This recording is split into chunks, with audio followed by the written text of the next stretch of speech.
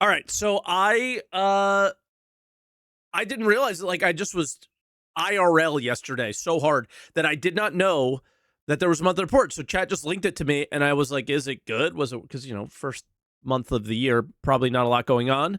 Um, Chat said there was some good stuff in here, so I'm kind of excited to check it out with you. So let's dive right in, and we start out with AI content like always. And we're right into January. So this is the January monthly report. After the winter break, AI content immediately began to close out 4.6 stuff. This included new Spectrum content for the Stanton system, working alongside the environment team to install Spectrum content. So the Jared stuff, I'm assuming. What's Jared's character's name? Working alongside environment teams to install screens around Levski for use by the People's Alliance. As with any release, team tackled various bugs. Elsewhere, the team walked through the general plan of the year. Okay. AI features and tech. Fixing a blocker that caused NPCs to incorrectly break out of combat and investigate. This led human combatants not firing across various missions of Stanton, Pyro, and Nyx. Okay. That'll be interesting. Simply for the fact that how many times have you gone to like a bunker or an FPS situation with an NPC AI and they kind of just stand there? So maybe they won't be as much anymore. Team for firing validation. For example, NPCs using burst fire capable weapons will always switch to burst fire if desired. Improvements were also made to aim direction handling when targets are no longer visible, to eliminate NPCs occasionally aiming through walls. Occasionally is doing a lot of heavy lifting here, guys. A lot of it. Because let me tell you, it's not occasional. It's often. Okay. For creatures, updates were made about the adult Valakar, or made to the adult Valakar, which no longer try to close in on targets. The Apex Valakar is no longer able to hear while traversing underground. The Apex traverses underground now? Since when? I know it did in a PTU before it came out. It does now. I've not done the Apex Valakar in a long time. I think I'm going to do it this weekend with my org, but I haven't done it in a while.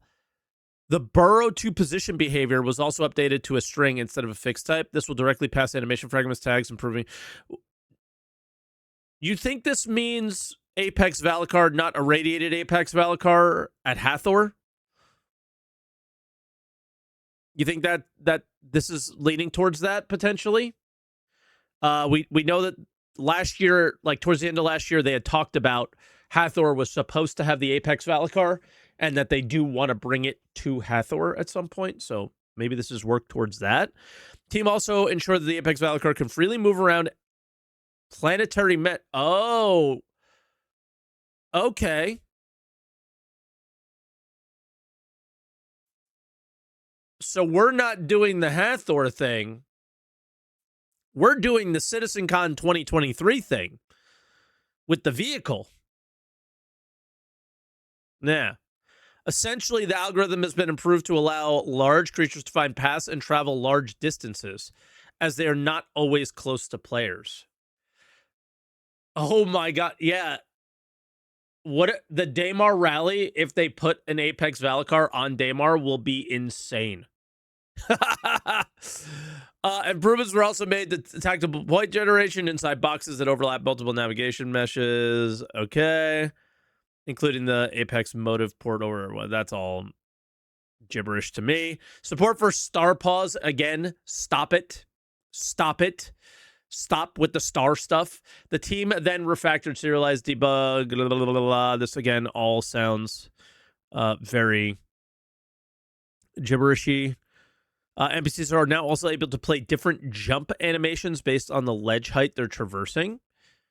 I've never seen an NPC jump before, so this must be squadron stuff. Often you see squadron stuff in this update, and it's not something we actually have, or the server is capable of having the NPCs do. I imagine this is one of them, but who knows? Maybe we'll see.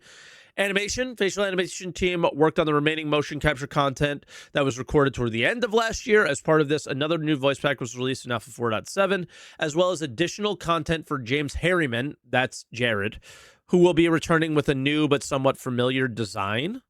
Okay, so they're just redoing his character a little bit. Character art, finalizing new gang outfits and progressing with combat armors for the coming year. I mean, we do know there's a new gang with the Alliance Aid thing. Concept art team iterated on an upcoming variant and explored ideas for new armors. And again, to sell to you, not because they have any gameplay value. Ship art. All right. It's big-ish. UK ship team began the year progressing with 5 unannounced vehicles. We're pushing towards Invictus, obviously, with the downstream teams adding their final touches ahead of its release. Team also updated some of the chassis geometry to share it. Geometry it shares with another vehicle to bring it up to a higher standard. So we're very much going down the Apollo to these other things. I think we all assume that this is the mole soul combo, the salvage mole that we've been seeing. Following the completion of the Hammerhead Gold Standard tasks, some of the team began laying the groundwork for the second new vehicle, while the third passes its white box gate review with flying colors. Do we have, is the Hammerhead Gold Standard in live? No, right? So this is something that will come in maybe 4.7. The fourth upcoming ship had its white box gate review in January, which flagged some issues with its main gameplay feature not behaving as expected. That could be the soul as well. Upon investigating, the team identified and resolved an issue, allowing the ship to pass its review. Interesting. Maybe a different gameplay. Oh, maybe crafting? Yeah, I see you saying that in the chat. I wonder what that is. Who knows? We'd all just be guessing anyway. It doesn't matter. We'll see when it comes, right? UK team's final unannounced vehicle approached its white box review with the devs reviewing the scope of work and the available time frame to make the process smoother for all teams. Elsewhere, that's in North America, the GACTEC Raylan progressed through its white box phase towards its gate review in February. The Greycat UTV, who cares other than what is it called? CCUers, I think. Its planned mocap session was delayed until February due to external factors, though it will still make its gate review early this month. The Mystic Hull B passed its gray box review with no issues and is now well into the Lot Zero phase, with the artist currently adding additional details throughout. This thing's coming soon then. All right, sweet.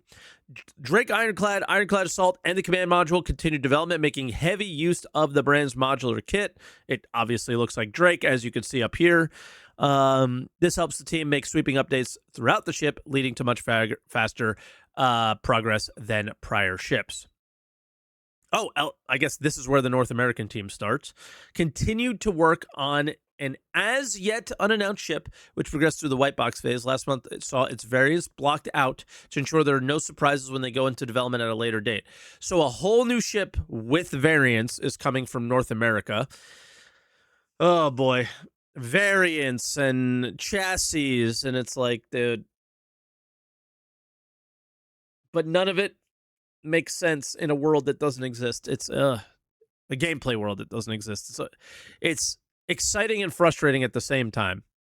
The team also adjusted some of the interior space to add more windows between the rooms based on feedback.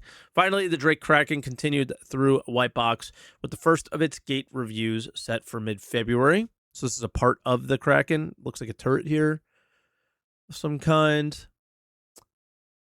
Further work from the concept team was scheduled to help the production team refine some of the areas that had evolved since the original concepts that weren't well refined during the original concept phase. Then community, we typically skip because none of it matters. And then mission design. Coming back from the holidays, mission team continued the work for the content of the coming year. This began with industrial collection missions, which also add reputation to mining-based factions and expand on salvage gameplay. Guys, you don't have reputation in this game yet. I'm sorry, but we were in like 2019, 2020, when we, or 21, something like that, when we talked about adding like proper reputation to this game, and we have not done it yet. I hate seeing the word reputation when we're not working on any reputation system that is meaningful, tangible, and enjoyable. It's very, very frustrating. I mean, dude, their reputation system is like do 5 missions and get a different 5 missions, and do 5 of those and then get, but we'll give you more money. It's like, okay, and money doesn't matter. And so hopefully this is meaningful, but I don't think it will be. For mining, these missions will complement existing gameplay. For example, while a mission may ask for a specific amount of iron, mining could produce more than required, which can be stored for later use, used for another mission, or sold for profit elsewhere. Just so you know, in the PTU, the mining and salvage missions pay slightly above what they would get on the market at the time. That's dumb. And I hope they don't do that, because then that takes you away from playing the market, and that is really stupid. And I don't understand why they would ever do something like that. Why would anybody interact with another player or the world's economy if you're just going to do missions that pay more? They have to use their noggin here, and they're not using their noggin, and that bothers me. Salvage missions task players with retrieving components, weapons, CM, which can be twinned with the salvage rights players already buy, allowing for profit maximization. The team also, and again, this isn't true, because you can't retrieve components on a majority of the ships in those missions. But they wouldn't know that because they don't play their game. Let's go. Love it. The team also supported the Clearing the Air event, providing varied mission types that allow players to work for a chosen company or all of them and earn rewards. Looking forward, the design work was completed on the revival of Siege of Orison. This was followed by a phase of rapid iteration to ensure that this first instance content is a great step forward. So this is probably a highlight of this section for me. Is I think we're excitedly anticipating what this first instance experience will be like.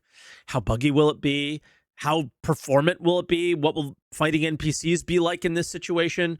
How will we get to these instances? How will it feel? There's so much to be excited to explore about it. How will it feel, with my group of 5, let's say? So we'll have to see.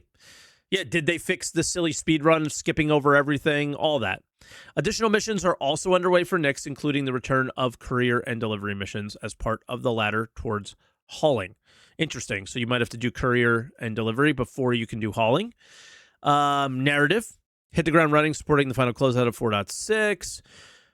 Much missions, character, narrative. Team started outlawing performance capture shoots.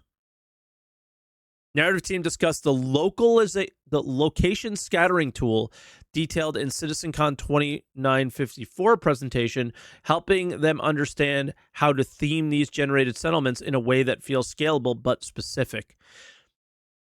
This would be the big takeaway from narrative. Location scattering tool is Starchitect, right? So that's kind of exciting. Nice. Online Tech began changing the DGS manager class, so it's aware that DGS no longer has group streamed in. This provides buffer time between DGS having its last group stream. Again, this is very gibberish to me. Hopefully all that's good. Besides this, the team tested various in-development tech. Live tool teams continue serving users of Bootstrap, the local game environment tool. Again, okay. Web app tool. None of this matters to us as far as I can see. And then R&D, after the optimization push at the end of 2025, January saw the revival of new and improved ground prototype, working with the beginning to make it production ready. Ground prototype. Like the actual ground, I think. Yeah, it looks like it. Once complete, ground details will be cheaper to evaluate and render. Ground fog, yeah. Okay, cool. Optimizations. So my chat was trolling me. There's no core gameplay section.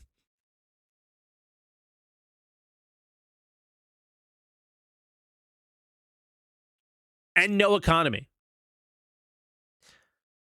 It's January. I was expecting this to be exciting. There was nothing really exciting in there outside of some small stuff with the Valkar. I think that was pretty sick. Hull B looks like it's coming quick.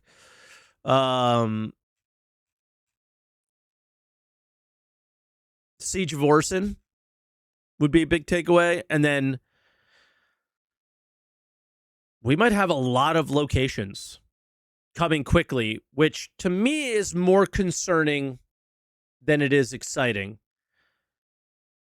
Is anyone concerned that they're going to overuse instancing and make the game not feel seamlessly connected anymore? Something about the like location scattering and all that stuff makes me nervous. We'll see how it goes.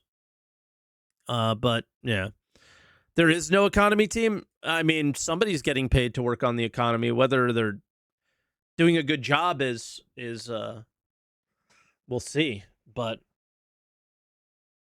yeah, I would say that that's more of a concern for me than an excitement. But I think I'm pretty excited for Siege out of everything there. Siege and ships.